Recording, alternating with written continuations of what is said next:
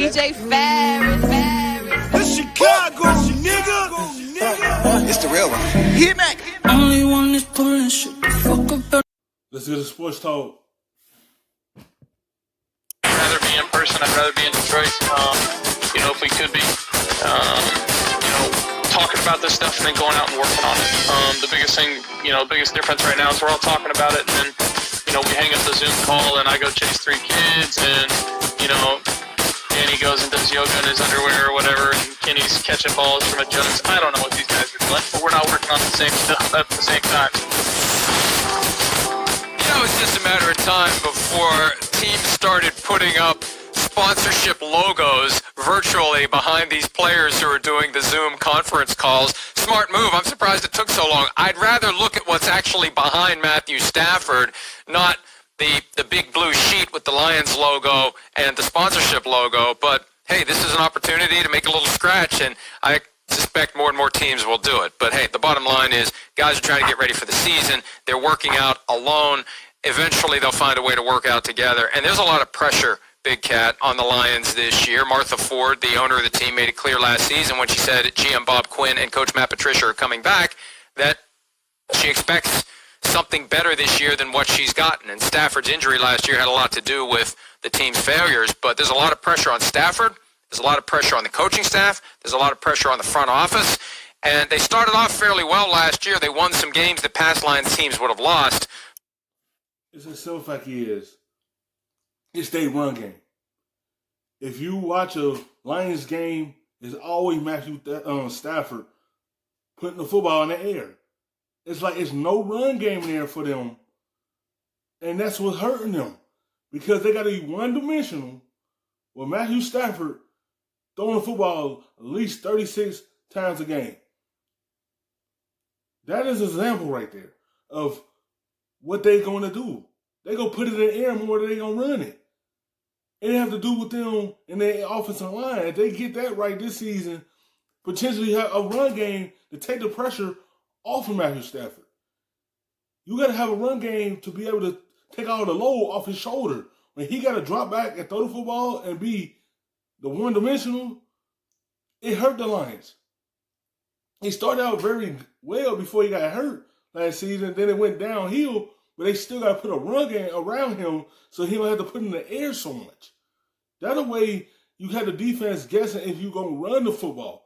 That will help him out a lot more when they had to focus on your backfield. When they don't have to focus on your backfield and they didn't have to focus on your quarterback, it's one dimension. They know exactly what you're going to do. But, my mindset with the Lions organization, given where they've been pretty much my entire lifetime of watching football, they're going to have to prove it to me before I sign on.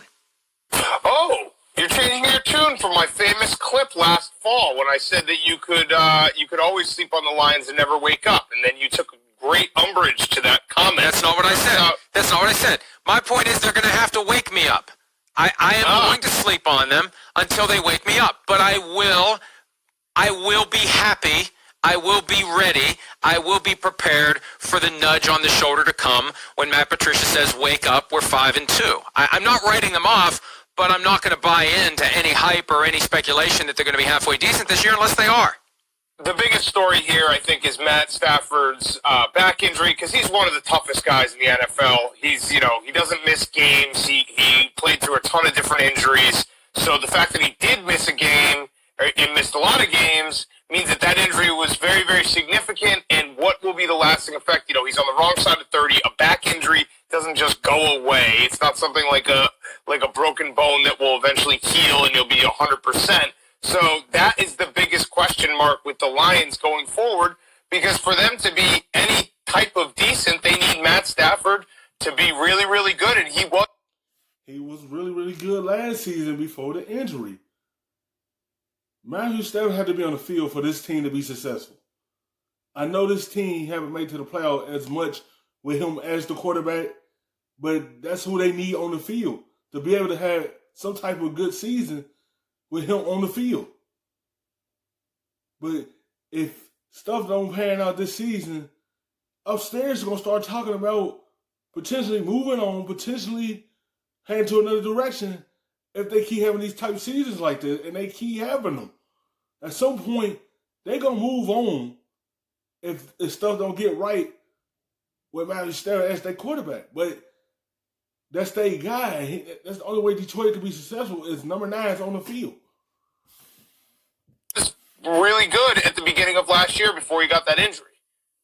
Yeah, you know, as Tony Romo got closer and closer to the inevitable end of his career because of back problems, Troy Aikman said repeatedly, I didn't retire early because of concussions.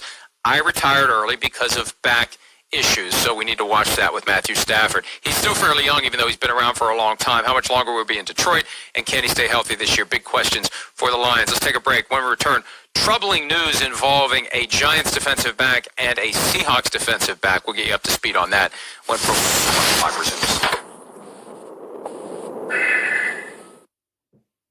Hi, I'm Mike Tirico, and thanks for watching. Make sure to hit subscribe.